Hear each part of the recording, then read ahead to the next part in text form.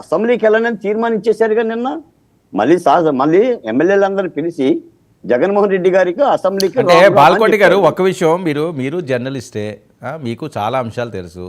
Assembly సెషన్స్లో governor ప్రసంగం అవుతున్నప్పుడు boycott చేయడమో, పేపర్లు చింపి ఇసరడమో ఇప్పుడు వైఎస్ఆర్సీపీ మొదటిసారి చేస్తుందా?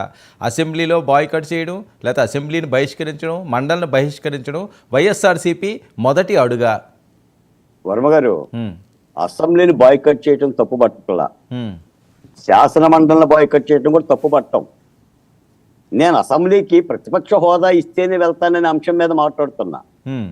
మీరు అసెంబ్లీకి వెళ్ళి కూడా ప్రజా సమస్య గురించి మాట్లాడాల. గవర్నర్ గారి దగ్గర మాకు ప్రతిపక్ష హోదా అయింది, వీ వాంట్ జస్టిస్ అని మీరు మాట్లాడారు. ప్రతిపక్ష హోదా అడిగారు. అది ప్రజలు ఇచ్చేది అంటున్నా, గవర్నర్ గారి చేతుల్లో కూడా లేదంటున్నా, చంద్రబాబు నాయుడు గారి చేతుల్లో లేదు.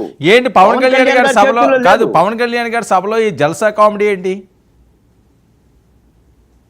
ఒక మాట ఏంటంటే, మొన్న కలవటమే 3 పార్టీలు కూడా ప్రజలకు వాగ్దానాలు చేసినాయి సార్, మేము ముగ్గురం కలిసి పోటీ చేస్తాము అని. మీరు అన్నట్టుగా ఏంటంటే, ఒక విధంగా వీళ్ళు ముగ్గురు కలవటానికి కర్త కర్మక్రియ జగన్మోహన్ రెడ్డి గారే, వైసీపీ పార్టీనే. ఆ పార్టీ చేసిన ఒక విధ్వంసంతో ముగ్గురు కలిశారు. ఈ బంధం కలకాలం ఉండాలి. ఈ రోజున రాష్ట్రంలో ఈ 5 ఏళ్ళు చేసే అభివృద్ధి కార్యక్రమాలు మళ్ళీ ఈ బంధం విడిపోతే, మళ్ళీ జగన్మోహన్ రెడ్డి గారికి ఇప్పుడు చిన్నపరెడ్డి గారికి కోరుకున్నట్టుగా ఏదన్నా జరిగితే మళ్ళీ ప్రతిబంధకమే అవుతుంది. ప్రజల ఆశలు నెరవేరాలంటే ప్రజలు కూడా అదే కోరుకుంటున్నారు. అయినా దేశ రాజకీయాలు కూడా అలాగనే ఉన్నాయి. ఇప్పుడు సంకీర్ణ వ్యవస్థలు ఉన్నాయి తప్ప ఒక పార్టీ పోటీ చేసే పరిస్థితి కూడా లేదు. తెలంగాణ పరిస్థితి అది, ఆంధ్ర రాష్ట్రం పరిస్థితి అది.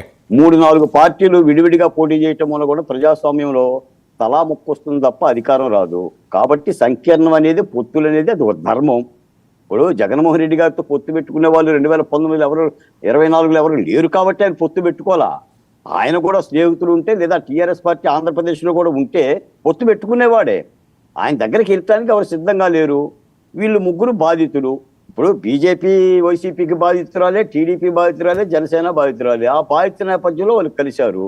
కాబట్టి ఒక చక్కని పరిపాలన అందించడం కోసం పవన్ కళ్యాణ్ గారు అన్నారు. అంటే ఒక వివాదం ఉంది కదండి. ఇప్పుడు జనసేన ఉండదు, వీళ్ళ హనీమూన్ 6 నెలలు పూర్తయిపోయింది, వీళ్ళు చీలిపోతారు, వీళ్ళ కాపురంలో నిప్పులు పోతాయి, ఇవన్నీ అంటున్నారు కదా. పవర్ కట్ అయిందా?